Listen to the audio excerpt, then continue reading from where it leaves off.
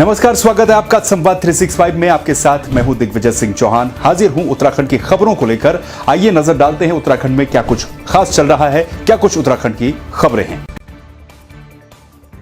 किन्नर अखाड़े की महामंडलेश्वर लक्ष्मी नारायण त्रिपाठी हरिद्वार पहुंची, जहां उन्होंने हर की पैड़ी पर मां गंगा का आचमन कर दूध अभिषेक किया और आगामी कुंभ में किन्नर अखाड़ा को शामिल करने की बात भी कही। साथ ही उन्होंने कहा कि जूना अखाड़े के साथ साथ किन्नर अखाड़ा भी है और कुंभ मेला प्रशासन से हम निवेदन करेंगे कि अन्य अखाड़ों की तर्ज पर किन्नर अखाड़े को भी कुंभ में समस्त सेवाएं मिलनी चाहिए।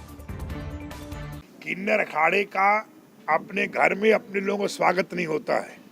हम इन्हें आशीर्वाद दे सकते हैं, स्नेह दे सकते हैं, और अपना जो पुत्र का जो होता है, पिता घर में स्वागत नहीं होता है, उनका अधिकार होता है। इसमें कोई एहसान नहीं करते हैं। इसलिए मतलब जो है किन्नर अखाड़ा जो था हमारे साथ जुड़ा हुआ है और सभी लोग ये मानते हैं कि अखाड़े जूना अखाड़ा हमारा संरक्षण में हमारा विकास होगा, हमारा मान सम्मान बढ़ेगा।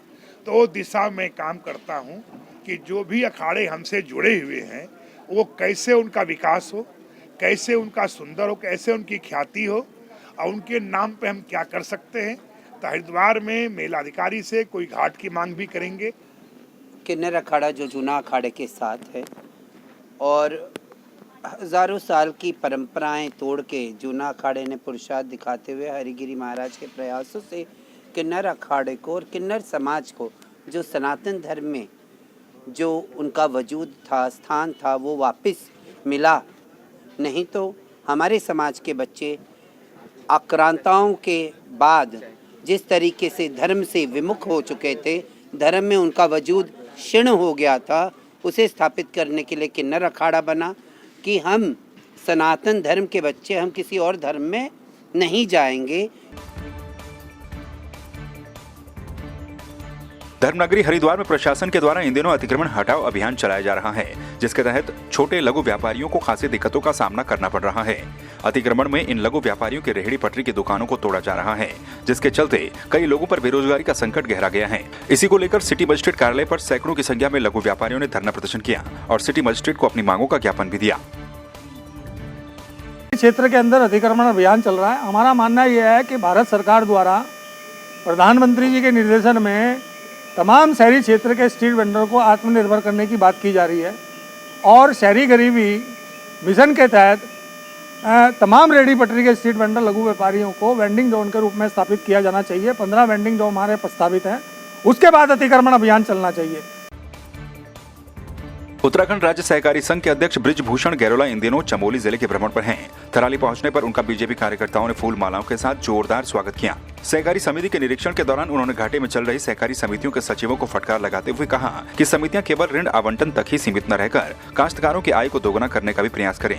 उन्होंने कहा कि मिलेट मिशन योजना के तहत सरकार काश्तकारों से 25 रुपए किलो मंडवा और झंगोरा खरीद रही है।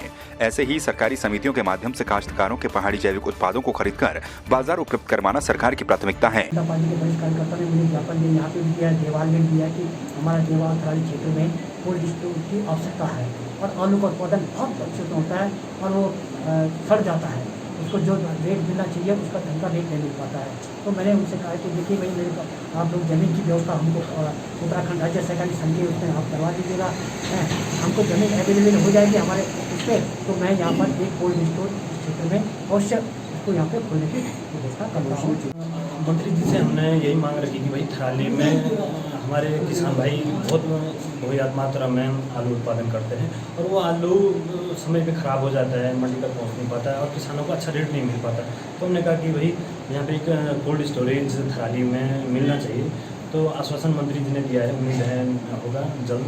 और हमारी समिति ने मिलेट मिशन योजना के तहत अभी बहुत अच्छा काम किया है। 155 कुंतल लगभग मंडवा और झिंगोरा 25-25 रुपये किलो के हिसाब से दिया है।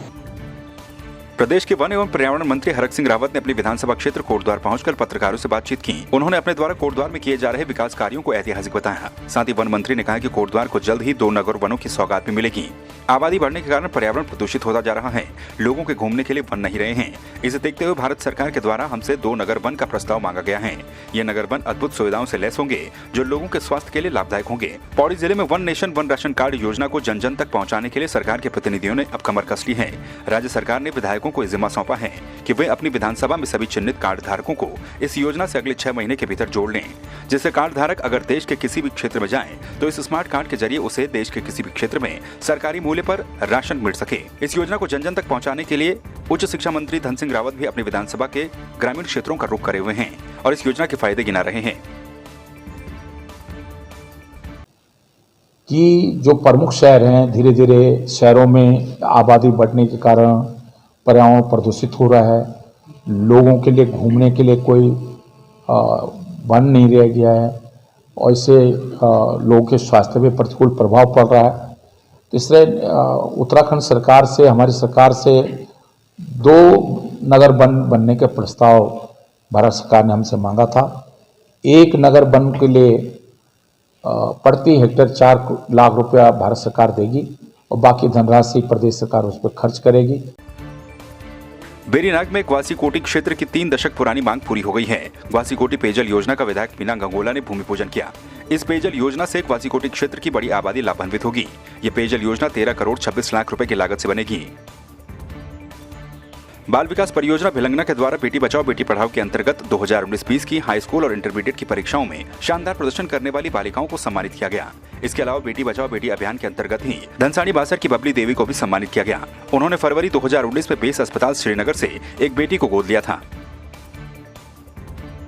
अच्छा लग रहा है सर, क्योंकि हमारे देश में ऐसा है कि बेटी बचाओ बेटी पढ़ाओ का जो कार्यक्रम है उसके तहत अगर हमें सम्मानित किया जा रहा है तो हमें सबसे ज़्यादा अच्छा लग रहा है इस वजह से, क्योंकि हमें खुद बेटियां और उस कार्यक्रम में हमें सम्मानित किया गया है जो हमारे लिए है, तो सर बहुत अच्छा लग रहा है। बेटी बचाओ बेटी पढ़ाओ कार्यक्रम के तहत हमने 6 बालिकाओं को सम्मानित किया है।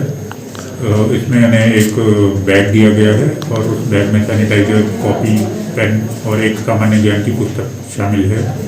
ये सभी छात्राओं को उनके उत्कृष्ट प्रदर्शन के लिए सम्मानित किया गया।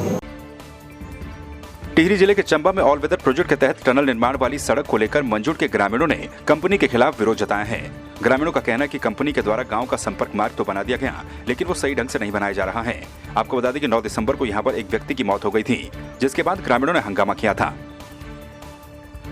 हो जाती है, उसके बावजूद भी यहाँ पे बीआरओ कुछ नहीं सुनवाई नहीं कर रही है। यहाँ पे टेम्पररी काम कर रही है जो ग्रामवासियों के हिसाब से कुछ भी सही नहीं हो रहा है। इसमें हमारे हिसाब से अगर यहाँ पे पक्की रीलिंग, पक्की सीसी खनीचा, आरसीसी वाला पुस्तक होना चाहिए यहाँ पे। जब तक ये नहीं होगा तब तक हम अंदर काम नहीं करने देंगे। इसकी जिम्मेदार खुद बीआरओ होगी। इसमें मैंने उनको बीआरओ को लिख के दे रखा है। दिनों पहले जो घटना हुई थी तो उस घटना के चलते हुए हमने जो यहाँ पे धरना भी दिया था कि ताकि हमारा रास्ता बनाया जाए। रास्ता बनाने के बावजूद भी तब भी जो है बीआरओ या भारत कंपनी का जो है हमें बार बार जो है आश्वासन दे रही है, काम तो कर रही है, लेकिन जो है मतलब हमारे हिसाब से काम नहीं कर रही है और धीरे काम कर रही है, जिससे जो है दूसरी दुर्घटना की इंतजार कर रहे हैं। हाईकोर्ट द्वारा कोविड-19 की रोकथाम के लिए जिला स्तर पर गठित मॉनिटरिंग समिति ने भिलंगना ब्लॉक के अस्पतालों, नगर पंचायतों और थाना तहसील का भ्रमण कर कोरोना संक्रमण की रोकथाम के लिए उठाए गए कदमों की समीक्षा की। टिहरी गढ़वाल के सिविल जज, सीनियर डिवीजन और सचिव विधिक सेवा प्राधिकरण अशोक कुमार के नेतृत्व में टीम के सदस्यों ने प्राथमिक स्वास्थ्य केंद्र पिलखी, CHC बेलेश्वर, नगर पंचायत घनसाली, चमियाला में कोविड की रोकथाम और इलाज के लिए उठाए जा रहे कदमों की समीक्षा की। तो आपने देखा उत्तराखंड में क्या कुछ खास चल रहा है, क्या कुछ उत्तराखंड की खबरें रही। एक बार फिर से आपके सामने हाजिर होंगे उत्तराखंड की कुछ और खबरों के साथ। तब तक के लिए आप बने रहिए संवाद 365 के साथ। नमस्कार।